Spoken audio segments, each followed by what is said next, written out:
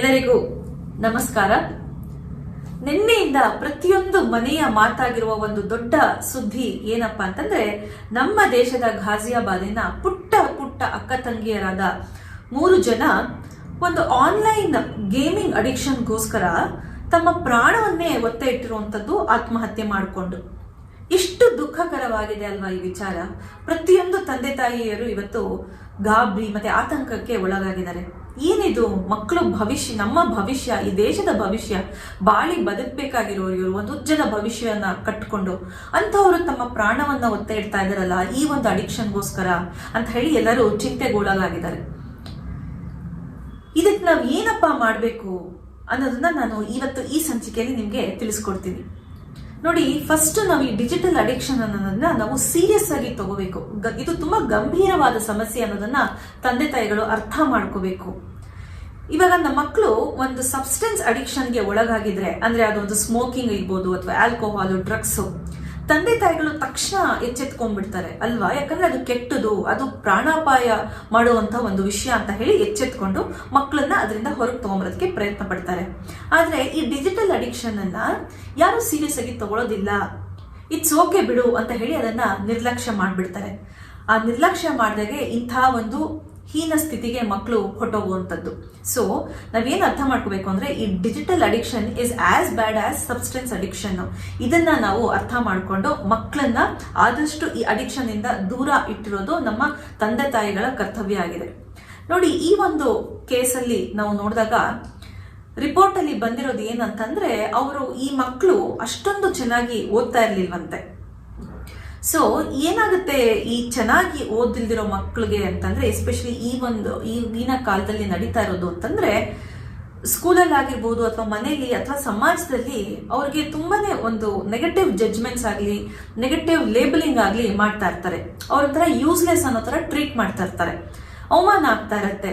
So ಅವ್ರ ಒಂದು self confidence, ಆ ಸೆಲ್ಫ್ ಎಸ್ಟೀಮ್ ಅನ್ನೋದು ತುಂಬಾನೇ ಕಡಿಮೆ ಆಗ್ಬಿಟ್ಟಿರುತ್ತೆ, ಕುಸಿದು ಹೋಗಿರುತ್ತೆ.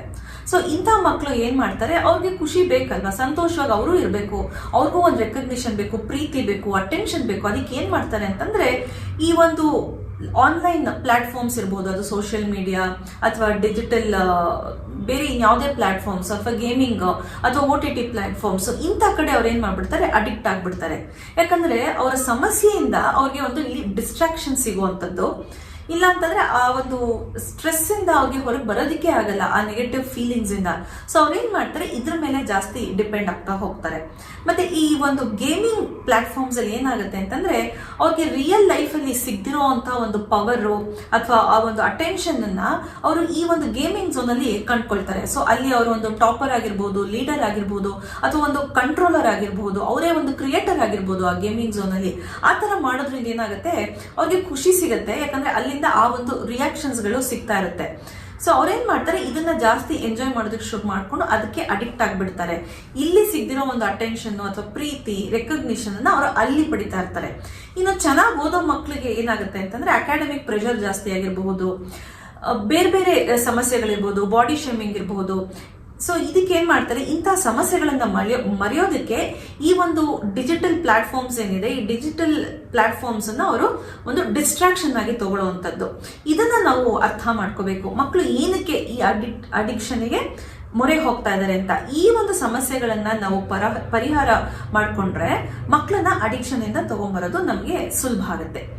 ಇನ್ನು ಇನ್ನೊಂದು ಸುದ್ದಿ ಈ ಒಂದು ಕೇಸಲ್ಲಿ ಏನಿತ್ತು ಅಂತಂದ್ರೆ, ಫೋನ್ ಅನ್ನ ಕಿತ್ಕೊಂಡ್ ಬಿಟ್ಟಿದ್ರು ತಂದೆ ತಾಯಿ, ಫೋನ್ ನ ಎತ್ತಿಟ್ಕೊಂಡಿದ್ರು. ಯಾಕಂದ್ರೆ ಈ ಮಕ್ಕಳು ಅಷ್ಟು ಅದರಲ್ಲಿ ಇನ್ವಾಲ್ವ್ ಆಗಿದ್ರು, ಎಂಗೇಜ್ ಆಗಿದ್ರು ಅಂತ. ಸೊ ಏನಾಗುತ್ತೆ ಅಂತಂದ್ರೆ, ಈ ಒಂದು ಅಡಿಕ್ಷನ್ ಅಲ್ಲಿ ಮಕ್ಕಳು ಈ ಫೋನ್ಸ್ ಗಳ ಜೊತೆ ಮತ್ತೆ ಈ ಸೋಷಿಯಲ್ ಮೀಡಿಯಾ ಅಥವಾ ಈ ಒಂದು ಗೇಮಿಂಗ್ ಝೋನ್ ಗಳ ಜೊತೆ ಎಮೋಷನಲ್ ಅಟ್ಯಾಚ್ಮೆಂಟ್ ಅನ್ನ ಬೆಳೆಸ್ಕೊಂಡ್ಬಿಟ್ಟಿರ್ತಾರೆ. ಅದವರ ಐಡೆಂಟಿಟಿ ಆಗ್ಬಿಟ್ಟಿರುತ್ತೆ, ಅವ್ರ ಅಸ್ತಿತ್ವ ಆಗ್ಬಿಟ್ಟಿರುತ್ತೆ. It's their lifestyle, it's everything to them. So ಇಂಥ ಒಂದು ಎಮೋಷನಲ್ ಅಟ್ಯಾಚ್ಮೆಂಟ್ ಬೆಳೆಸ್ಕೊಂಡಿರೋ ಸಂದರ್ಭದಲ್ಲಿ ಸಡನ್ ಆಗಿ ಅವರಿಂದ ಅದನ್ನ ದೂರ ಮಾಡಿದಾಗ ಏನಾಗುತ್ತೆ ಅಂತಂದ್ರೆ, ಅವ್ರಿಗೆ ತುಂಬಾ ಹತಾಶೆ ಆಗುತ್ತೆ, ತುಂಬಾ ಅಸಹಾಯಕ ಸ್ಥಿತಿಗೆ ಅವರು ಹೊಟ್ಟೋಗ್ತಾರೆ. ಜೊತೆಗೆ ತಂದೆ ತಾಯಿಗಳು ಅವರನ್ನ ಕಂಟ್ರೋಲ್ ಮಾಡ್ತಿದ್ದಾರೆ ಅಂತ ಅವರಿಗೆ ಅನ್ಸುತ್ತೆ. ಎಸ್ಪೆಷಲಿ ಈ ಒಂದು 10-15 ವರ್ಷದಲ್ಲಿ ಏನಿರ್ತಾರೋ ಈ ಮಕ್ಕಳಿಗೆ ಏನಾಗ್ತಿರುತ್ತೆ ಅಂತಂದ್ರೆ ಅವರು ಮೆದುಳು ಇನ್ನೂ ಬೆಳೀತಾ ಇರುತ್ತೆ, ಸಂಪೂರ್ಣವಾಗಿ ಬೆಳ್ಕೊಂಡಿರೋದಿಲ್ಲ. ಇದ್ರ ಬಗ್ಗೆ ನಾನು ಸಾಕಷ್ಟು ಮಾಹಿತಿನ ನನ್ನ ಹಿಂದಿನ ವಿಡಿಯೋಸ್ ಅಲ್ಲಿ ನಿಮ್ಮ ಹತ್ರ ಹಂಚ್ಕೊಂಡಿದ್ದೀನಿ. ಈ ಮುಂದಿನ ಭಾಗದ ಮೆದುಳು ಅವರ ಎಮೋಷನ್ಸ್ ಅನ್ನ ಕಂಟ್ರೋಲ್ ಮಾಡ್ತಿರುತ್ತೆ, ಮತ್ತೆ ಅವರ ಪ್ರಾಬ್ಲಮ್ ಸಾಲ್ವಿಂಗು, ಡಿಸಿಷನ್ ಸ್ಕಿಲ್ಸ್ಗೆ ಸಂಬಂಧಪಟ್ಟಿರುವಂತದ್ದು. ಇದು ಇನ್ನು ಬೆಳ್ಕೊಳ್ತಾ ಇರೋದ್ರಿಂದ ಏನಾಗುತ್ತೆ, ಅವ್ರಿಗೆ ಅವರ ಎಮೋಷನ್ಸ್ ಅನ್ನ ಕಂಟ್ರೋಲ್ ಮಾಡ್ಕೊಳ್ಳುವಂತ ಒಂದು ಪರಿಸ್ಥಿತಿನಲ್ಲಿ ಅವರು ಇರ್ತಾರೆ. ಸೊ ಈಗ ದೂರ ಮಾಡಿದಾಗ ಏನಾಗುತ್ತೆ ಅಂತಂದ್ರೆ ಈ ಫೋನ್ ಆಗಲಿ ಅಥವಾ ಅವರ ಒಂದು ಸೋಷಿಯಲ್ ಮೀಡಿಯಾ ಗೇಮ್ಸ್ ಆಗಲಿ ಅವ್ರಿಗೆ ಹತಾಶೆ ಆಗೋದಲ್ಲದೆ ದೇ ಫೀಲ್ ದಟ್ ನಮ್ಗೆ ಯಾವುದೇ ಒಂದು ಫ್ರೀಡಮ್ ಇಲ್ಲ, ಒಂದು ಇಂಡಿಪೆಂಡೆನ್ಸ್ ಇಲ್ಲ, ತಂದೆ ತಾಯಿಗಳು ನಮ್ಮನ್ನು ತುಂಬಾ ಕಂಟ್ರೋಲ್ ಮಾಡ್ತಿದ್ದಾರೆ ಅನ್ನೋ ಒಂದು ಥಾಟ್ ಅವ್ರಿಗೆ ಬರುತ್ತೆ. ಅದು ಅವ್ರಿಗೆ ಇಷ್ಟ ಆಗೋದಿಲ್ಲ. ಯಾಕೆಂತಂದ್ರೆ ಅವರ ಈ ಒಂದು ವಯಸ್ಸಲ್ಲಿ ಏನಂದ್ರೆ ಅವ್ರದೇ ಒಂದು ಐಡೆಂಟಿಟಿನ ಅವರು ಬೆಳೆಸ್ಕೊಳ್ತಾ ಇರ್ತಾರೆ, ಅವ್ರದೇ ಒಂದು ಚಾಯ್ಸ್ ಆಗಲಿ, ಅವ್ರದೇ ಒಂದು ಇಂಟ್ರೆಸ್ಟ್ ಆಗಲಿ ಬೆಳೆಸ್ಕೊಳ್ತಾ ಇರ್ತಾರೆ. ಸೊ ನಾನು ದೊಡ್ಡವನಾಗಿದ್ದೀನಿ, ನಾನು ದೊಡ್ಡವಳಾಗಿದ್ದೀನಿ, ನನಗೆಲ್ಲ ಗೊತ್ತು ಅನ್ನೋ ಒಂದು ಭಾವನೆಯಲ್ಲಿ ಅವರು ಇರ್ತಾರೆ. ಸೊ ಈ ಒಂದು ಸೂಕ್ಷ್ಮ ವಿಚಾರವನ್ನ ನಾವು ಅರ್ಥ ಮಾಡ್ಕೋಬೇಕು. ಈ ಒಂದು ಕಾರಣಕ್ಕೆ ಅವ್ರನ್ನ ತಕ್ಷಣ ಯಾವ್ದ್ರಿಂದನೇ ನಾವು ದೂರ ಮಾಡ್ಬಿಡ್ಬಾರ್ದು.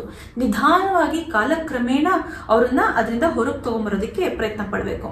ಮತ್ತೆ ಇನ್ನೊಂದು ವಿಚಾರ ಏನಂತಂದ್ರೆ ಈಗಿನ ಕಾಲದ ಮಕ್ಕಳು, ನಾವೇನು ಜೆನ್ ಝಿ ಅಥವಾ ಜೆನ್ ಆಲ್ಫಾ ಅಂತ ಹೇಳ್ತೀವಿ, ಇವ್ರುಗಳು ತುಂಬಾ ಪ್ರಾಬ್ಲಮ್ ಫೋಕಸ್ಡ್ ಆಗಿರ್ತಾರೆ. ಇವಾಗ ಸದ್ಯಕ್ಕೆ ಏನ್ ಸಮಸ್ಯೆ ಇದೆ, ಅದರಿಂದ ಹೇಗೆ ಹೊರಗೆ ಬರಬೇಕು, ಅದನ್ನ ಹೇಗೆ ಪರಿಹಾರ ಮಾಡ್ಕೋಬೇಕು ಅಷ್ಟೇ ಅವ್ರ ಫೋಕಸ್ ಆಗಿರುತ್ತೆ. ಸೊ ನನ್ನ ಜೀವನ ಮುಗಿಸ್ಕೊಂಡ್ಬಿಡ್ಬೇಕು, ಅದನ್ನ ಎಂಡ್ ಮಾಡಿಬಿಡ್ಬೇಕು ಅನ್ನೋ ಒಂದು ಥಾಟ್ ಬರ್ದಿಲ್ದೇ ಇದ್ರೂ ಈ ಒಂದು ಸಮಸ್ಯೆನ ನಾನು ಹೇಗೆ ಪರಿಹಾರ ಮಾಡ್ಕೋಬೇಕು ಅನ್ನೋದಷ್ಟೇ ಅವ್ರ ಫೋಕಸ್ ಆಗಿರುತ್ತೆ. ಸೊ ಈ ಒಂದು ಎಮೋಷನಲ್ ಅಟ್ಯಾಚ್ಮೆಂಟ್ ಬೆಳೆಸ್ಕೊಂಡಿರುವಂತಹ ಒಂದು ಗೇಮ್ ಅನ್ನ ಅಥವಾ ಸೋಷಿಯಲ್ ಮೀಡಿಯಾನ ಅವರಿಂದ ದೂರ ಮಾಡಿದಾಗ ಏನ್ ಅನ್ಸುತ್ತೆ ಅವ್ರಿಗೆ ಅಂತಂದ್ರೆ, ನನ್ನ ಜೀವನವೇ ವ್ಯರ್ಥ, ನಾನು ಬದುಕಿದ್ದು ಏನು ಪ್ರಯೋಜನ ಇಲ್ಲ ಅಂತ ಹೇಳಿ ಅವ್ರಿಗೆ ಒಂದು ಆಲೋಚನೆ ಬರುತ್ತೆ. ಸೊ ಈ ಆಲೋಚನೆ ಏನ್ ಮಾಡುತ್ತೆ, ಸರಿ ಹಾಗಾದ್ರೆ ಹೇಗಿದ್ರು ಈ ಆತ್ಮಹತ್ಯೆ ಅನ್ನೋ ಒಂದು ಚಾಯ್ಸ್ ಇದೆ, ಅದನ್ನ ನಾವು ಮಾಡ್ಕೊಂಡು ನಮ್ಮ ಪ್ರಾಣವನ್ನೇ ಕೊಟ್ಬಿಡೋಣ, ಅವಾಗ ನಾನು ಈ ಸಮಸ್ಯೆಯಿಂದ ಹೊರಗೆ ಹೋಗ್ಬೋದು, ಅದಿಲ್ಲದೆ ಅಂತೂ ನನ್ನ ಕೈಲಿ ಬದುಕಿರೋಕ್ಕೆ ಸಾಧ್ಯ ಇಲ್ಲ, ಅದು ನನಗೆ ಬೇಕೇ ಬೇಕು ಅನ್ನೋ ಒಂದು ನಿರ್ಧಾರಕ್ಕೆ ಅವರು ಬರುವಂಥದ್ದು. ಸೊ ಇದೊಂದು ಇನ್ಸ್ಟೆಂಟ್ ಸೊಲ್ಯೂಷನ್ ಅವ್ರಿಗೆ. ಸೊ ಅವ್ರಿಗೆ ಇನ್ಸ್ಟೆಂಟ್ ಸ್ಯಾಟಿಸ್ಫ್ಯಾಕ್ಷನ್ ಬೇಕು, ಮತ್ತೆ ಇನ್ಸ್ಟೆಂಟ್ ಸೊಲ್ಯೂಷನ್ ಫೋಕಸ್ಡ್ ಆಗಿರ್ತಾರೆ. ಅವ್ರು ಜಾಸ್ತಿ ಹೊತ್ತು ಕಾದು ಅದನ್ನ ಪಡೆಯುವಂತ ಒಂದು ಸಂಯಮ ಅಥವಾ ಪೇಷನ್ಸ್ ಅಂತ ಏನ್ ಹೇಳ್ತೀವಿ, ಅದು ಈಗಿನ ಕಾಲದ ಮಕ್ಕಳಲ್ಲಿ ಜಾಸ್ತಿ ಜನಕ್ಕೆ ಇರೋದಿಲ್ಲ. ಇದನ್ನ ನಾವು ಅರ್ಥ ಮಾಡ್ಕೋಬೇಕು. ಮತ್ತೆ ಇನ್ನೊಂದು ಈ ಕೇಸಲ್ಲಿ ಏನ್ ನೋಡಬಹುದು ಅಂತಂದ್ರೆ, ಲ್ಯಾಕ್ ಆಫ್ ಓಪನ್ ಕಮ್ಯುನಿಕೇಶನ್ ಅನ್ನ ನಾವು ನೋಡ್ಬೋದು. ಅಂದ್ರೆ ತಂದೆ ತಾಯಿ ಮತ್ತೆ ಮಕ್ಕಳ ನಡುವೆ ಒಂದು ಓಪನ್ ಕಮ್ಯುನಿಕೇಶನ್ ಇರಬೇಕು ಯಾವಾಗ್ಲೂ. ಮಕ್ಳಿಗೆ ಏನೇ ತೊಂದರೆ ಆದ್ರೂ ಅಥವಾ ಏನೇ ದುಃಖ ಅಥವಾ ಏನೇ ಒಂದು ಭಾವನೆಗಳು ಬಂದ್ರು ಅದ್ರ ಬಗ್ಗೆ ತಂದೆ ತಾಯಿ ಹತ್ರ ಬಂದು ಕೂತ್ಕೊಂಡು ಮಾತಾಡೋ ಒಂದು ವಾತಾವರಣನ ನಾವು ಮನೆಯಲ್ಲಿ ಸೃಷ್ಟಿಸಿರ್ಬೇಕು. ಅಪ್ಪ ನಂಗೆ ಈ ತರ ತೊಂದರೆ ಆಗ್ತಿದೆ, ನಾನು ಏನೋ ಒಂದು ಸಮಸ್ಯೆಯಲ್ಲಿ ಸಿಕ್ಕಾಕೊಂಡಿದ್ದೀನಿ, ನಂಗೆ ದುಃಖ ಆಗ್ತಾ ಇದೆ, ನಾನು ಚೆನ್ನಾಗಿ ಓದ್ತಿಲ್ಲ, ಸೊ ನಂಗೆ ಆ ಕಾರಣಕ್ಕೆ ನಂಗೆ ಈ ತರ ಪ್ರಾಬ್ಲಮ್ಸ್ ನ ಫೇಸ್ ಮಾಡ್ತಾ ಇದ್ದೀನಿ, ನಾನು ಯಾಕೋ ತುಂಬಾ ಇದರಲ್ಲಿ ಇನ್ವಾಲ್ವ್ ಆಗ್ತಾ ಇದ್ದೀನಿ, ನಾನು ಅಡಿಕ್ಟ್ ಆಗ್ತಾ ಇದ್ದೀನಿ ಅನ್ಸುತ್ತೆ. ಈ ತರ ಏನೇ ಒಂದು ಮಕ್ಕಳಿಗೆ ಆಲೋಚನೆಗಳು ಬಂದಾಗ ಅದನ್ನ ತಂದೆ ತಾಯಿ ಹತ್ರ ಮುಕ್ತವಾಗಿ ಹೇಳ್ಕೊಳ್ಳೋ ಒಂದು ವಾತಾವರಣನ ನಾವು ಇಟ್ಟಿರ್ಬೇಕು.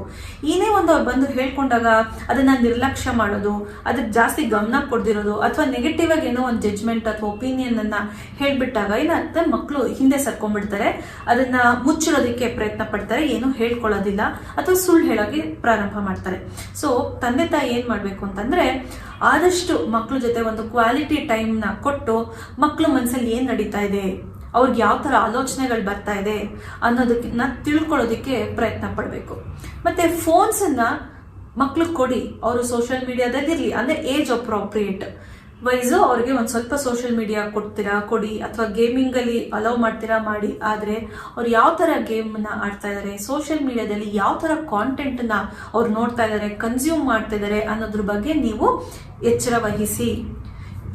ತುಂಬಾ ರೀಲ್ಸ್ ನೋಡಕ್ ಬಿಡೋದು, ಅಥವಾ ಯಾವ್ದಾವ್ದೋ ಶೋಗಳನ್ನ ನೋಡಕ್ ಬಿಡೋದು, ಅಥವಾ ಈ ತರ ಎಕ್ಸ್ಟ್ರೀಮ್ ಗೇಮ್ಸ್ ನ ಆಡಕ್ ಬಿಡೋದು ಮಾಡಬೇಡಿ. ಎಷ್ಟೊಂದು ಜನ ತಂದೆ ತಾಯಿಗಳು ಏನ್ ಅನ್ಕೊಳ್ತಾರೆ ಅಂತಂದ್ರೆ, ಅವ್ರಿಗೆ ಎಷ್ಟೊಂದು ಅಕಾಡೆಮಿಕ್ ಪ್ರೆಷರ್ ಇರುತ್ತೆ, ಮಕ್ಕಳಿಗೆ ಬೇಜಾರ್ ಮಾಡ್ಕೊಂಡಿರ್ತಾರೆ ಅಥವಾ ಬೋರ್ ಆಗಿರ್ತಾರೆ, ಒಂದೊಂದ್ಸಲಿ ಒಂಟಿತನ ಇರುತ್ತೆ, ಯಾಕಂದ್ರೆ ಅಪ್ಪ ಅಮ್ಮ ವರ್ಕ್ ಮಾಡ್ತಿರ್ತಾರೆ, ಮಕ್ಕಳು ಒಂದೇ ಇರ್ತಾರೆ. ಸೊ ಈ ಎಲ್ಲಾ ಕಾರಣಕ್ಕೆ ಆಟ ಆಡ್ಕೊಳ್ಳಿ ಬಿಡು, ಅದು ಒಂದು ಆಟನೇ ತಾನೆ ಅಂತ ಹೇಳಿ ಬಿಟ್ಬಿಡ್ತಾರೆ.